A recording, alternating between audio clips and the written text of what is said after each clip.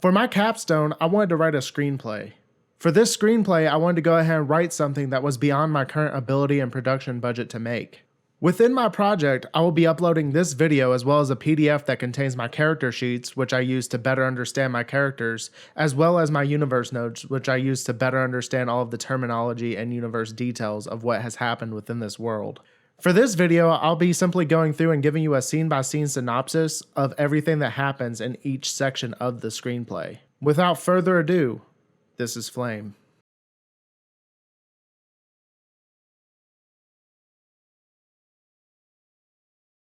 It has been 40 years since the catastrophic explosion that split the souls of the Volantes into light souls known as Alphas and their dark counterparts known as Deltas, powerful malicious beings with no morals that thirst for chaos.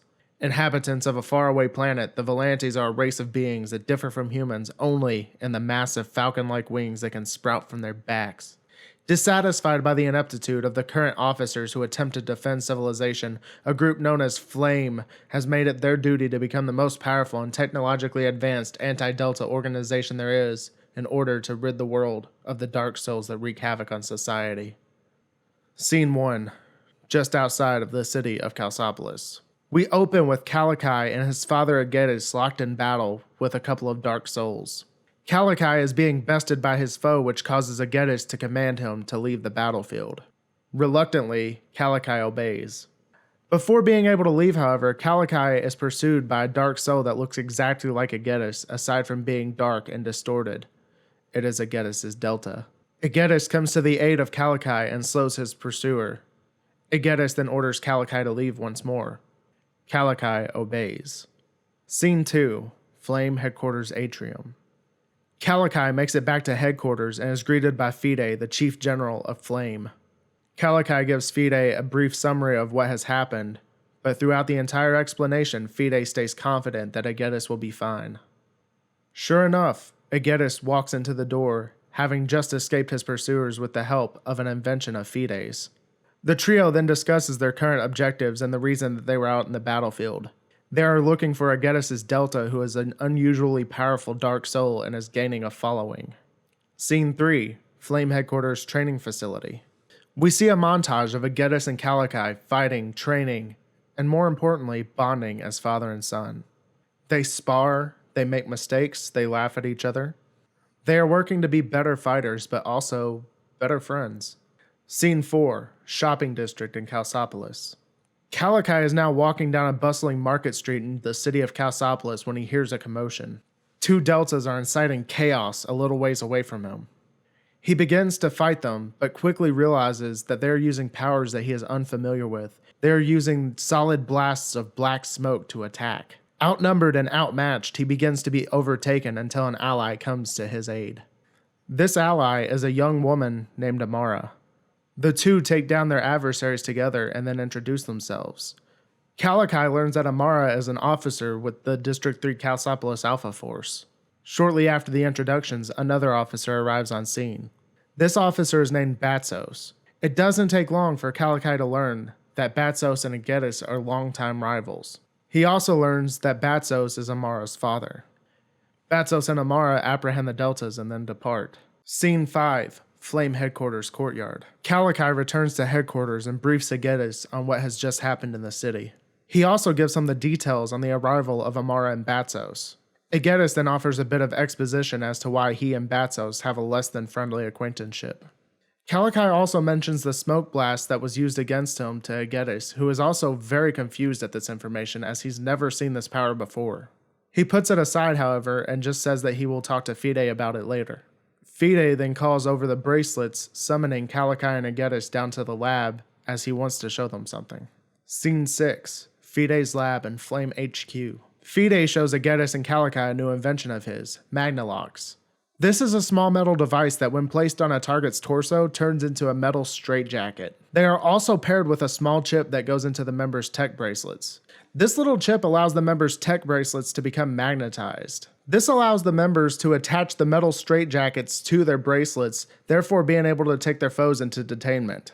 It's an easy form of transportation.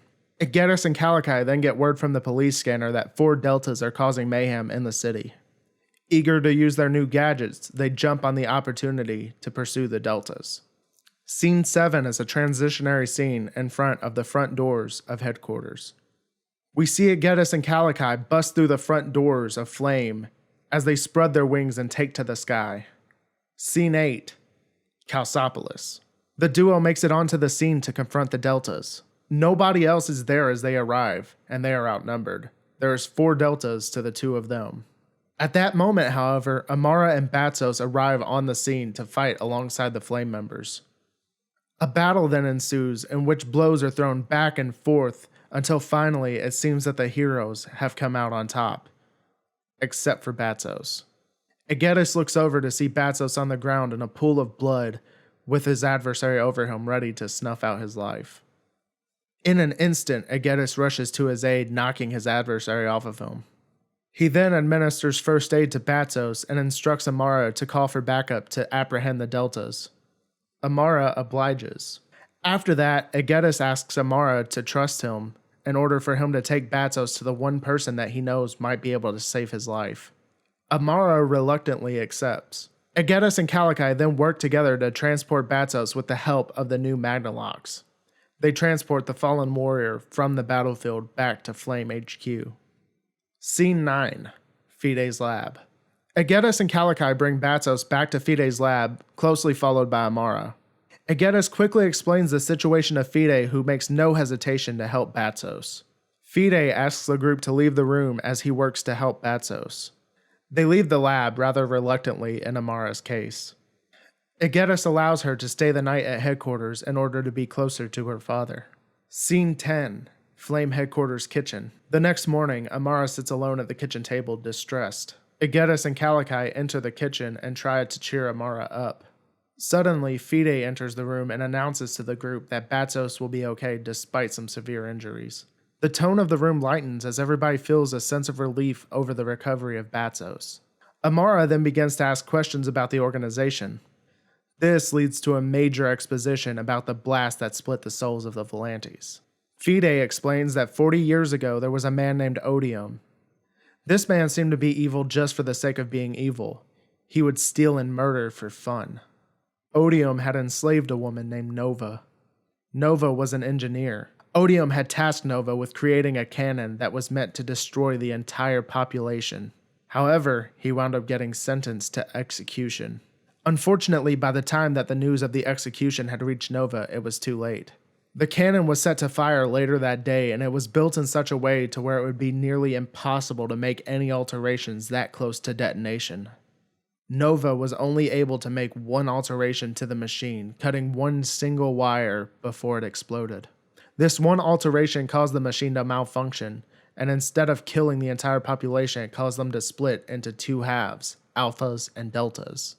After Fide gives this explanation, he invites the group back down to his lab to go visit Batsos, who should be awake and recovering. Scene 11, Fide's lab. The group heads down to Fide's lab to visit Batsos and see how he's doing. Batsos is doing fine. They give Batsos the rundown of where he is and what has happened. Batsos is understanding of the situation, but he and Aegetus make it very clear that this single act of kinship in no way dissipates the animosity that they have towards each other. Thank yous and goodbyes are exchanged, leaving the 3 to converse and train. Scene 12, Flame HQ Training Facility. We see another sequence of Calici and Aegetus training for their next battle, whenever that may come. Scene 13, Flame HQ Courtyard. Calici, Fide, and Aegetus all sit in the courtyard just laughing and talking. Suddenly, the group gets a call on the police scanner that at least 15 deltas are causing mayhem in the city. They all seem to be working together, which is very unusual behavior for the deltas. Calici and Aegetus take flight at impressive speeds towards a battle in which they know they will be outmatched. Scene 14, Chalcopolis Industrial District. Amara and Batsos are the first on the scene. They enter a battlefield in which fires rage around them and deltas wreak havoc. Right as the 2 prepare to fight outnumbered, Aegetus and Calici arrive on scene. The quartet is now ready for the showdown. Before the battle begins, however, Aegetus' delta makes his presence known as the leader of this excursion. At that moment as well, another delta points towards Calici and proclaims to Delta Aegetus, "That is the one." There is but a moment of confusion to this proclamation. The battle ensues. Amara and Batos hold their own against one opponent apiece, while Kalakai and Agetis are both fighting multiples.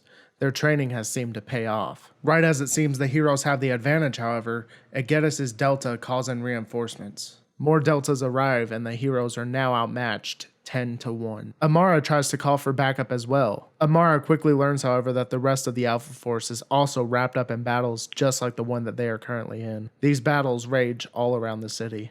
In a last-ditch effort, Kalakai calls for Fide, who is the only backup that they have left. It will take some time for Fide to be able to arrive on scene. The group winds up being overtaken fairly quickly. All of the heroes are on the ground now. All of them are badly hurt and still being pursued by Deltas, except for Kalakai. It seems that Kalakai is being spared due to the statement that the Delta made earlier, he is the one. Kalakai looks over and notices that all of his allies are not doing well, but his father is in the worst shape of all. Agetis' Delta stands over Agetis, ready to snuff out his life. In a burst of fury, Kalakai screams as he sees his father getting ready to be murdered. At that moment, all of Kalakai's anger and fear manifests itself into gray smoke, which erupts from Kalakai's chest and explodes, rendering all of the Deltas in the city unconscious. Fide arrives on the scene right as this occurs and witnesses the end of the battle. He administers first aid to all of the heroes, and then prepares to take Kalakai and Agetis back to headquarters. Just before they leave, however, Kalakai and Agetis elect to apprehend two of the suspects to take them back to HQ for questioning. The first one is Agetis' Delta. The second one is the Delta that seemed to be so interested in Kalakai. The group leaves the scene and they leave Amara and Batos behind to apprehend the rest of the Deltas. Scene 15, Flame Headquarters Atrium. The group arrives back at HQ. The prisoners are unconscious and tightly bound. The group sits and rests as they talk about the future of their operations. Fide then makes an amazing proclamation. The cannon that was used to split the souls still exists. It was not destroyed in the explosion that split the souls. Fide plans to resurrect and reprogram this cannon in order to recombine all of the souls. The only problem is, Fide does not know where the cannon is. All of this extraordinary information, however, does not only fall on friendly ears. Well, this is great news. Indeed it is. Kalakai, Fide, and Agetis jump and look over at the prisoners who are now conscious and listening. Delta Agetis is smiling a very unnerving smile. This isn't good news for you. Ah, but it is. I can hear him calling us back. I can feel it. You can... What? He is calling us back to him. We will be most rewarded when we bring this information back to him. To who? Odium. With this last word, both of the Deltas evaporate away like a black mist into nothingness. The metal jackets are all that remain where they sat. We see Agetis with a look of great concern and fear on his face, followed by Fide and then Kalakai. Could Odium still be alive?